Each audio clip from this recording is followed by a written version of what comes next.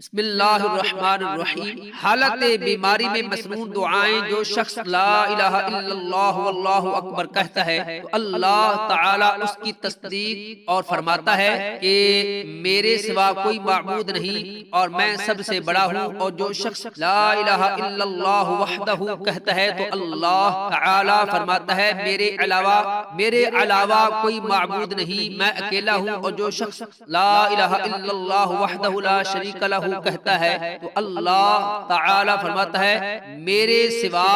کوئی معبود نہیں، میں اکیلا ہوں، میرا کوئی شریک نہیں۔ جب بندہ کہتا ہے لا الہ الا اللہ لہ الملک و لہ الحمد تو اللہ تعالی فرماتا ہے میرے سوا کوئی معبود نہیں، بادشاہی اور تعریف میرے لیے ہے۔ جب بندہ کہتا ہے لا الہ الا اللہ ولا حول ولا قوت الا باللہ تو اللہ تعالی فرماتا ہے میرے علاوہ کوئی معبود نہیں، اور گناہ سے بچنے اور نیکی کی قوت صرف میری ہی طرف سے ہے۔ نبی اکرم صلی اللہ علیہ وآلہ وسلم فرمایا کرتے تھے کہ جو شخص بیماری میں یہ کلمات پڑھے اور پھر مر جائے اس سے آگ نہیں دکھائے گی۔